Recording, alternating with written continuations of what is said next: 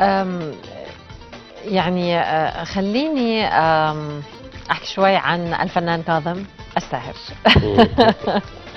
فنان كاظم الساهر هذا الفنان يعني الكبير، المحبوب على الوطن العربي، محبوب جدا في الأردن. وقف على مهرجان جرش أكثر من مرة. قد تكون أنت من الفنانين القلائل جدا اللي له رأي مختلف تماما بالفنان كاظم الساهر. أنا يعني معلش تحملها مني بمنتهى يعني الحيادية، لماذا هذا الهجوم الكبير على كاظم الساهر؟ أنا قلت لك قبل شوي أنا أموت على اللون اللي في العراقي. نعم. أنا أنجن على شيء اسمه ريف عراقي. ليش أحب القدامى؟ ليش أحب الياس؟ ليش أحب رياض؟ ليش أحب سعد البيات تسلح؟ ليش أحبهم؟ منبع الفن العراقي. لما تسمع موال شجن يبكيك، يذكرك بالعراق، يذكرك بماضيك، يذكرك بحياتك. الأخ تحكي عنه الرجل هذا ما يغني الريف الساهر. ما يغني الريف. أنا ما أسمع له حقيقة، بالمرة ما أسمع له. وفي موقف صار بيني وبينه بس ما بحكي، ما أريد أقوله لأن لا خاف يقولون الناس، خاف يقولون هذا يتملق أو يبي يسوي شغلات. ما بحكي موقف ثاني هذا. أما قد يكون هذا الموقف هو اللي ولد لا لا لا أول موقف هذا أن رجل ما يغني الريف. بس هذا لا يعيب كاظم الساهر أو غيره من الفنانين، بس عم نحكي عن كاظم هون بصفة كاظم الساهر. عفوا أنا رجل تاريخ فن العراقي، وأنا أعرف شنو أي فنان شنو يغني. من أروح أشوف فنان أعرف ايش يغني، أعرف شنو صوته. على فكرة أنا أقدم منه بسنة. أنا بديت 87 و 88. نعم. فأنا عارف شو يغني، وكون شعبية يعني الله يهنيه، ما لي شغل فيه أنا. ويعني معروفة شلون نكون عن طريق المجاملات وطريق الشغلات الثانية. بس هل معقول كاظم الساهر اليوم ما عنده أي صوت، ما عنده أي لحن، والله ما عنده أي ما عنده صوت.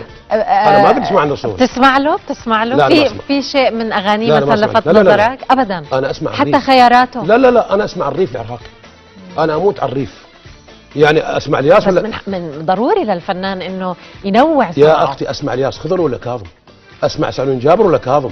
اسمع سعد الحلي، البياتي، رياض احمد، حي مصروف. بس حتى الفنانين اللي يعني كلهم غيروا، يعني غيروا وبدلوا في يعني الغناء وخرجوا شوي عن بالله عليك اسمع اعزاز، سلامات، ومره سعد الحلي كلها منك، وهذول العمالقه الكبار اللي انبنى الفن العراقي على امجادهم. ولا اسمع اني خيرتك هاي شنو؟ بس هذا مو لوننا. فاختاري نزار قباني. يا اختي هذا لون الدول العربيه، هذا مو اللون العراقي. معليه بس انت هلا من شوي ذكرت انك غنيت. اي غنيت عشان انوع. نعم. والحمد لله بعد ما عدتها. ليه؟ ما عدتها، لا ما اريد خلاص لانه مو لوني. يعني هلا لو تقدم لك، يعني هلا لو تقدم لك شاعر من الشعراء العرب ما اغني لغه عربيه ابدا. لا ما اغني خلاص، لان حبيت اقول للناس الا عراقي. لا اسمعيني، لا انا غني خليجي. بقول شعراء مثلا من الخليج. خليجي، غنيت حوالي 6 اغاني اماراتيات. لا اغني خليجي، اغني كويتي. بالحفلات اغني كويتي، اغني خليجي، انا غناي عراقي وخليجي. ولكن انا حبيت اقول للناس اني انا اقدر اغني القصايد. وناديتي ولا سمعيها افتح النت اكتب ناديتي شو مؤدي فيها اداء حلو الحمد لله رب العالمين، شارك الجميع يعني سمعوه كثير. ولكن انا قلت لك احنا العراق منبع الفن الريفي. روحي اي حفله اذا ما فيها غناء ريف عراقي ما يحبه. فهذا الرجل ما يغني ريف عراقي، انا ما اسمع له. انا حتى ماجد المهندس ما اسمع له. يعني انت نقلتني للنقطه اللي بعدها. ماجد المهندس صوته كلاسيكي رضا مع انه صديقي. الله. ماجد صديقي شخص رائع. ماجد صديقي واخوان وبيننا عيش وملح. نعم. ولكن صوته كلاسيكي. بيعرف رايك ماجد المهندس؟ ماجد حلو. ماجد حلو جميل، اختيارات حلوه. ولكن يعني انا ما اسمع لهم، لا هو ولا هذا الرجل يقول عنه ما اسمع. انا اسمع الريف، اسمع العمالقه، اسمع القديم. هذا اللي يميزني. الهام مدفعي ما رايك؟ ما اسمع ابدا. رضا العبد الله. رضا مقلد، رضا مريض. انا قلتها مره، رضا مريض الكاظم واقولها 100 مره. يا اخوان انتم تقلدون، قلدوا التاريخ العراقي. نعم. قلدوا ناظم الغزالي، قلدوا حذير ابو عزيز. انا اتفق معك واختلف معك.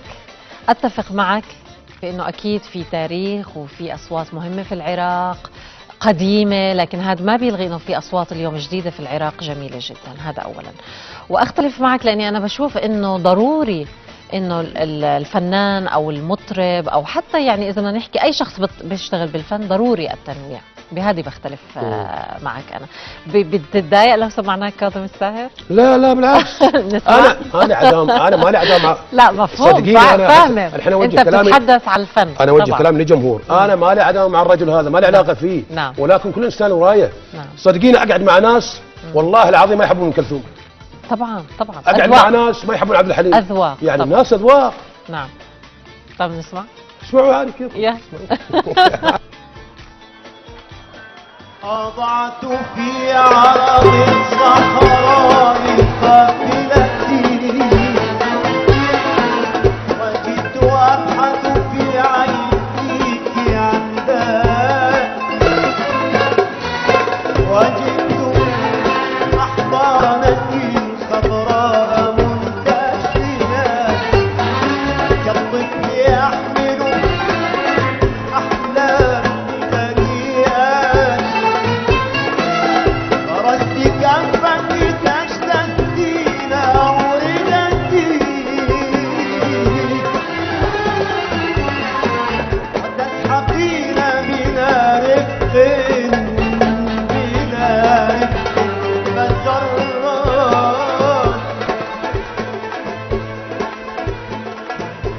جدا مرة. عودة مرة ثانية، نحن معك على الهواء مباشرة. إن شاء الله يعني قريبا بنشوفك بمهرجان جرش للثقافة والفنون. يا رب. والله انت جبتيها الصراحه. انا احكي. انا اوجه كلامي لوزاره الاعلام الاردنيه. نعم. المسؤولين في جرش. نعم. امنيتي نعم. امنيتي ثلاث نعم. مرات اني أمنيتك؟ اشارك في مهرجان جرش حتى لو اغنيه. والله العظيم جد، هي مش مجامله.